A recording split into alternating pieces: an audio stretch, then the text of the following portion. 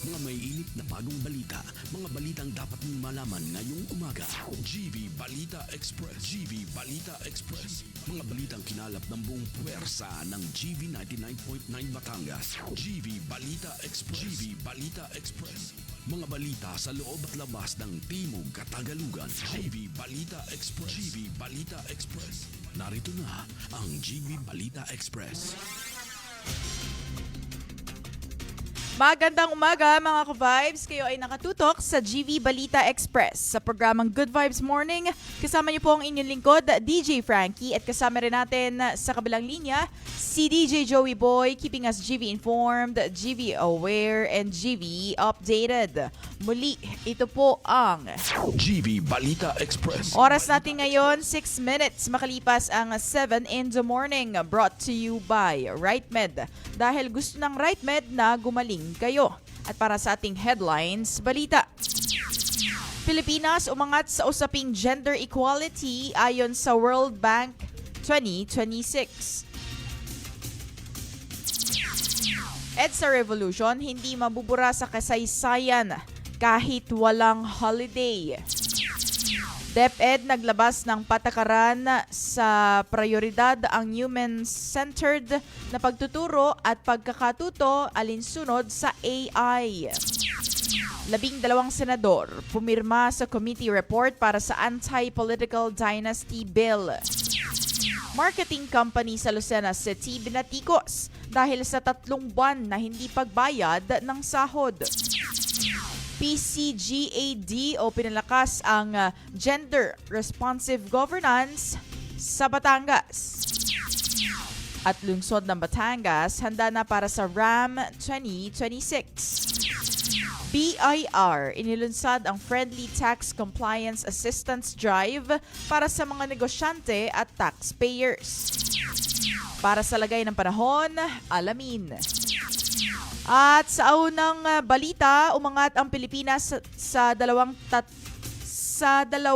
sa tatlong pangunahing aspeto ng gender equality ayon sa ulat ng World Bank na Women, Business and the Law o WL 2026. Ayon din sa ulat, nalampasan ng Pilipinas ang pandaigdigan at regional na karaniwang marka sa East Asia Pacific. Para sa iba pang detalye ng balita, DJ Joey Boy, pasok. GV Balita Express. DJ Frankie, umangat ang Pilipinas sa dalawa sa tatlong pangunahing aspeto ng gender equality ayon sa ulat ng World Bank na Women, Business and the Law o WBL 2026 at nalampasan nito ang daigdigan at regional na karaniwang marka sa East Asia at Pacific. Ayon sa ulat na inilabas nitong Martes, sinusuri nito kung paano hinuhubog ng mga batas, polisiya at praktis ang ekonomikong oportunidad ng kababaihan sa 190 na ekonomiya. Sinukat nito ang tatlong pangunahing larangan, legal frameworks, supportive frameworks at enforcement perceptions. Sa ulat noong 2025, nakapuntos ang Pilipinas ng 72.53 sa legal frameworks, 77.43 naman sa supportive frameworks at 53.97 sa enforcement perceptions na siyang dahilan sa pagtaas nito sa pwesto. Samantala, itinampok sa ulat ang reforma ng Pilipinas na sa karapatan sa mobility sa pamamagitan ng Philippine Passport Act na nagbibigay sa mga kababaihang may asawa ng karapatang pumili kung isasama ang apelyido ng kanilang asawa o hindi at inalis ang obligasyong magpakita ng marriage certificate sa aplikasyon ng pasaporte. Para sa GV Balita Express, ito si DJ Joey Boy sa GV 99.9, Your Good Vibes. At iginiit ng Malacanang na mananatiling mahalaga ang bahagi ng kasaysayan ng bansa ang EDSA People Power Revolution kahit hindi itong idineklarang regular holiday. Binigyang diin din ng mananatili ang bahagi ng pambansang alaala ang pangyayari anuman ang status nito bilang holiday at para sa iba pang detalye ng balita.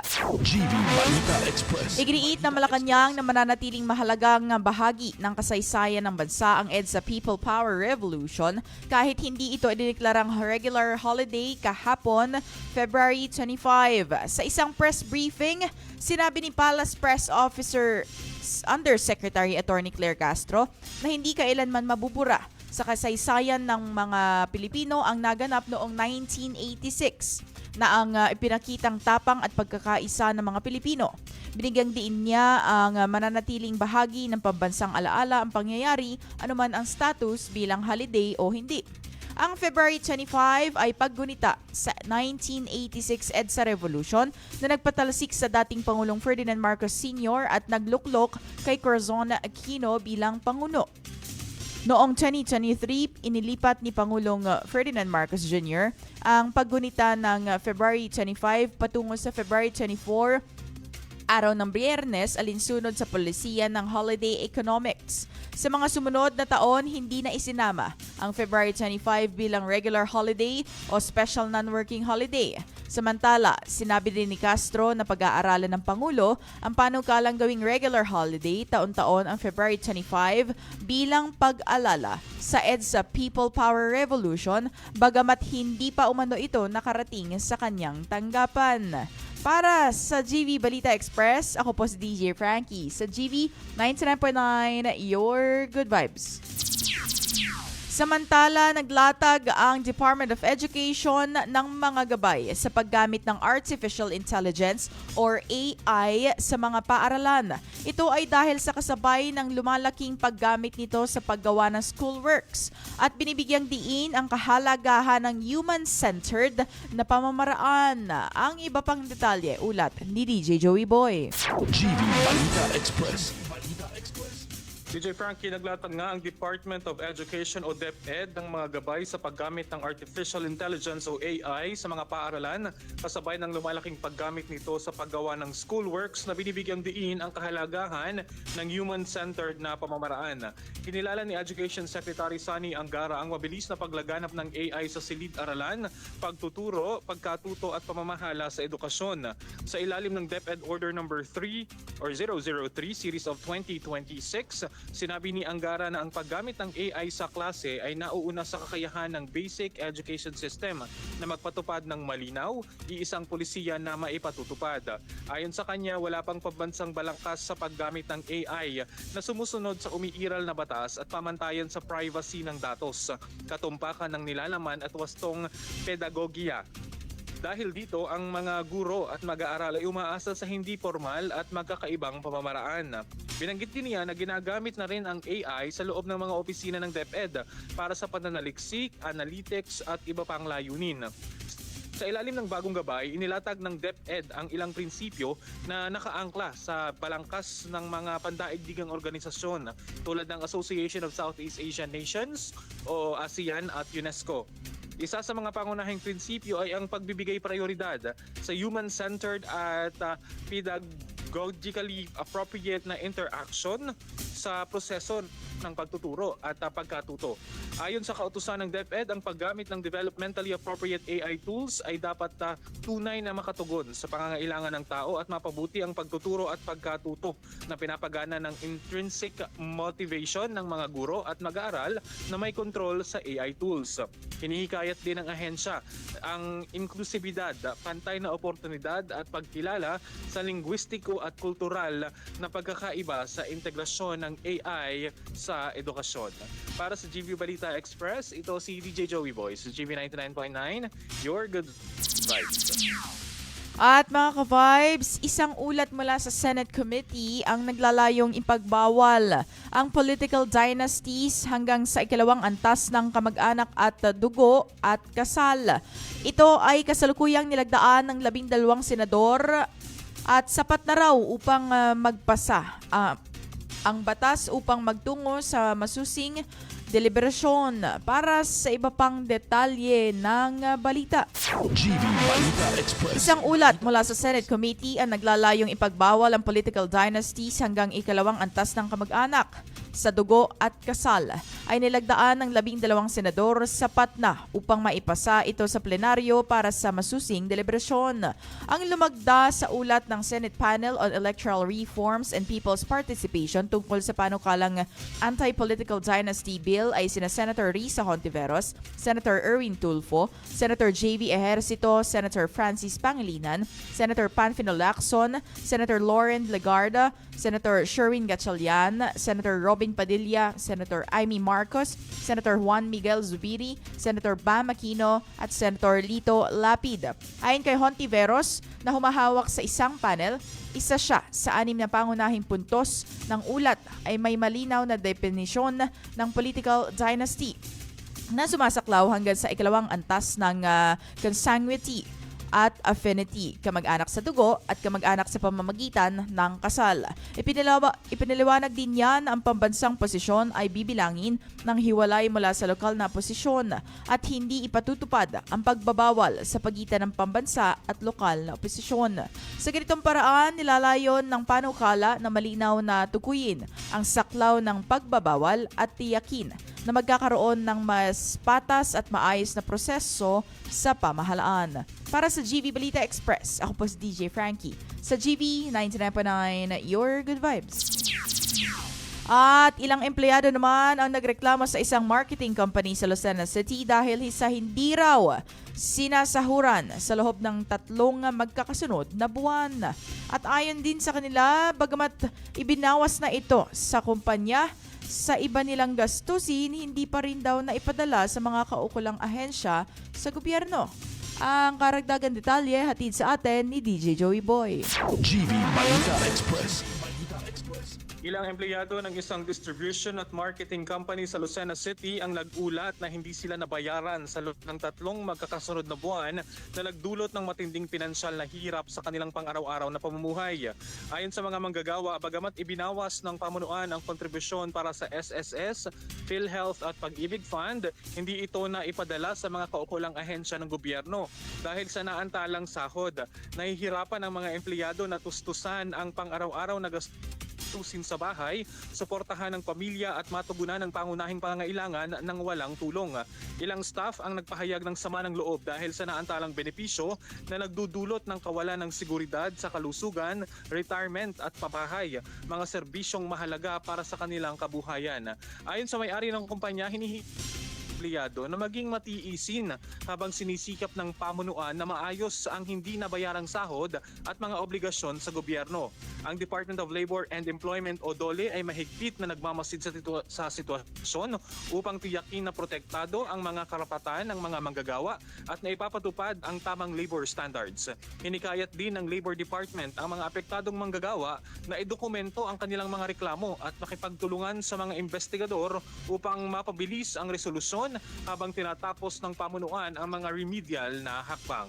Para sa GV Balita Express, ito si DJ Joey Boy sa GV 99.9, your good vibes. At dumako naman tayo sa balitang lokal. Nagtipon ang Technical Working Group ng Provincial Committee on Gender and Development o PCGAD sa isang conference room. At layunin ng pagtitipon ay upang talakayin ang hakbang tungo sa mas inklusibo at pantay na pamamahala sa lalawigan.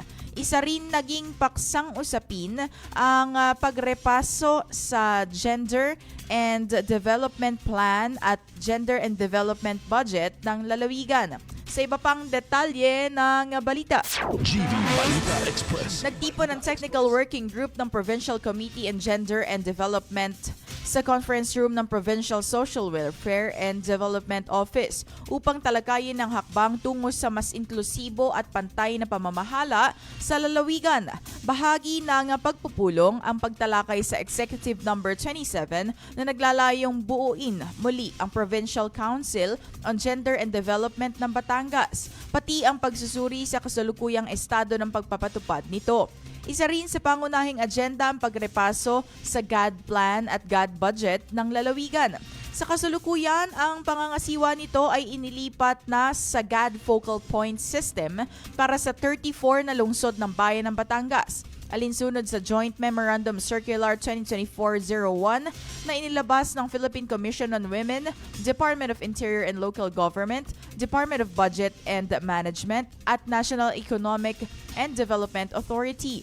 Layunin ng pagbabagong ito na mapahusay ang koordinasyon, monitoring at ebaluasyon ng mga plano at pondo para sa gender and development sa buong lalawigan.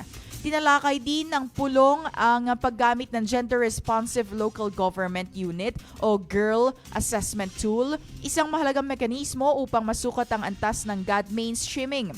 Matukoy ang mga kakulangan at makapaglatag na mas epektibo na mga programa at patakaran para sa lokal na pamahalaan. Para sa GV Balita Express, ako po si DJ Frankie sa GV 99.9 Your Good Vibes.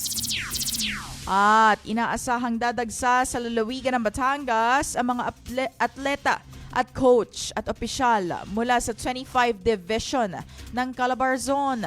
Ito ay dahil sa darating na Marso, ang Batangas ang magsisilbing sentro ng palakasan at magiging host ng Regional Athletic Association Meet o RAAM 2026. Layunin ng patimpalak na paunlarin at ipakita ang galing, kakayahan at sportsmanship ng kabataan habang naghahanda sa malaking kompetisyon. Ang iba pang detalye hatid sa atin ni DJ Joey Boy. Pasok!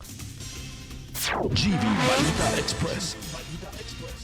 DJ Frankie, mga ka-vibes, sa darating ang Marso, magsisilbing sentro ng palakasan ang lungsod ng Batangas bilang host ng Regional Athletic Association Meet o RAAM 2026. Inaasahang dadagsa rito ang mga atleta, coach at opisyal mula sa 25 dibisyon ng Calabarzon simula Marso 4 bago ang formal na pagbubukas ng kompetisyon sa Marso 7. Ayon kay Batangas City Schools Division Superintendent Dr. Jimmy Panganiban, mahalaga ang maagang pagdating ng mga kalahok upang masiguro ang maayos na daloy ng programa at handa ang lahat para sa iba't ibang aktibidad at paligsahan.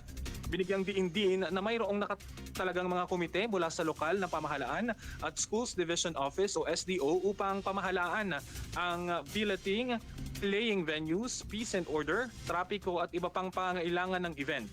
Layunin nitong tiyakin ang maayos na daloy ng programa. Ang RAAM na dating kilala bilang Southern Tagalog Calabarzon Athletic Association Meet o STACAA ay taunang pagtitipon ng mga batang atleta mula sa buong rehiyon. Nilalayo nito na paunlarin at ipakita ang galing, kakayahan at sportsmanship ng kabataan habang naghahanda sa mas malalaking kompetisyon. Bukod sa sports development, inaasahan ding magdudulot ng positibong epekto sa lokal na ekonomiya ang RAAM 2026. Dadagsa rito ang mga delegado at bisita na magpapalakas ng bentahan sa palengke, karinderya, tindahan, transportasyon at iba pang serbisyo. Sa kasalukuyan ay patuloy pa rin ang isinasagawang paghahanda ng lungsod ng Batangas para sa idaraos na nasabing sporting event. Para sa GV Balita Express, ito si DJ Joey Boy sa GV 99.9, Your Good Vibes. At inilunsad ng Bureau of Internal Revenue o BIR Revenue District Office RDO 56 sa Calamba City ang kanilang Friendly Tax Compliance Assistance Drive o TCVD. Bilang bahagi ng mas pinahusay na kampanya ng ahensya upang palakasin ang voluntaryong pagsunod sa buwis at mas mapalapit ang serbisyo ng gobyerno sa mga negosyante at taxpayers. Layunin nito na hindi lamang paalalahanan ang mga negosyo sa kanilang obligasyon sa buwis, kundi tiyakin ding nauunawaan nila ng lubos ang mga patakaran at proseso ng ahensya. At para sa karagdagang detalye ng balita, GV Balita Express. nilunsad ng BIR Revenue District Office o RDO number 56 sa Calamba City ang Friendly Tax Compliance Assistance Drive. Sa ilalim ng Council Help Assist Taxpayer o CHAT program, bumisita ang mga tauhan ng BIR sa iba't ibang negosyo upang magbigay ng gabay at impormasyon tungkol sa tamang pagtatala ng transaksyon, pag-issue ng official receipts at invoices at pagsunod sa umiiral na mga batas at regulasyon sa buwis. Ayon kay Danison Paul Earp, mas epektibo ang ganitong pamamaraan dahil sa nakatuon ito sa edukasyon at tulong sa halip na agad na pagpataw ng parusa.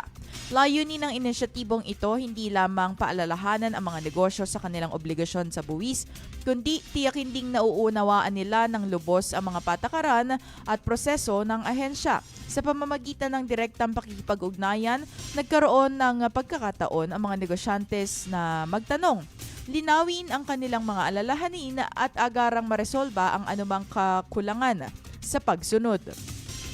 Para sa isang negosyante, Ang Friendly Tax Compliant Initiative ng BIR ay malaking hakbang upang itaguyod ang patas na pagbubuwis at protektahan ang kapwa ang lehitimong negosyo at mamimili. Hinihikayat ng ahensya ang lahat ng taxpayers na makipagtulungan at samantalahin ang pagkakataong makatanggap ng malinaw na gabay at technical assistance upang maiwasan ang paglabag sa batas at mapanatili na maayos ang operasyon ng kanilang negosyo. Para sa GV Balita Express, ako po si DJ Frankie sa GV 99.9, Your Good Vibes. At dako naman tayo sa weather update. Ulat ni DJ Joey Boy. GV Balita Express. DJ Frankie mga ka-vibes, inihayag ng Philippine Atmospheric Geophysical and Astronomical Services Administration o PAGASA na nananatili pa ang La Nina sa Tropical Pacific, ngunit inaasahang hihina ito sa mga susunod na buwan at maaaring lumipat sa ENSO-neutral condition bago matapos ang tag-init. Sa ginanap na 193rd Climate Forum, sinabi ni Joseph Vasconcillo, hepe ng Climate Monitoring and Prediction Section ng PAGASA, na may 60% posibilidad na magta-transition mula La Nina patungong ENSO-neutral sa panahon ng Pebrero-Marso hanggang Abril 2026.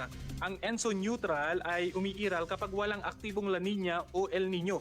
Ayon naman sa PAGASA, inaasahang magpapatuloy ang neutral na kondisyon mula Hunyo hanggang Agosto ngayong taon. Batay sa long-range forecast ng ahensya, para sa Marso hanggang Agosto ngayong taon, posibleng makaranas ng below hanggang way below normal na pag-ulan ang malaking bahagi ng Luzon sa Marso, maliban sa Southern Luzon. Sa Mindanao naman, inaasahang above normal ang pag-ulan habang near normal rainfall ang mararanasan sa iba pang bahagi ng bansa. Tinataya rin ng PAGASA na 6 hanggang 14 na tropical cyclones ang maaaring mabuo o pumasok sa Philippine Area of Responsibility mula Marso hanggang Agosto. Kabilang sa mga weather system na posibleng makaapekto sa bansa sa panahong ito ang amihan o northeast monsoon, shear line at frontal systems, easterlies, low pressure areas, intertropical convergence zones o ITCZs at habagat o southwest monsoon na karaniwang nagsisimula sa pagitan ng Mayo 16 hanggang Hunyo 15. Habang papalapit ang dry season, inaasahan ding tataas ang temperatura sa iba't ibang bahagi ng bansa. Para sa GV Balita Express, ito si DJ Joey Boy sa GV 99.9, Your Good Vibe. At mga ka-vibes, yan ang kabuuan ng balita hatid sa atin ng Lipamedics Medical Center. You may follow them on their Facebook page, Lipamedics Medical Center. You may check out their Instagram at Lipamedics Medical Center and their website, lipamedics.com. 7:27 a.m. on the clock, Philippine Standard Time. My name is DJ Frankie at nakasama natin sa kabilang linya si DJ Joey Boy, keeping you GV informed, GV aware, and GV updated. Today is February 26, 2026. Let's have a good day today and manatiling nakatutok sa GV 99.9, Your Good Vibes. GV Balita Express. GV Balita Express. Mga may init na bagong balita. Mga balitang dapat mong malaman ngayong umaga. GV Balita Express. GV Balita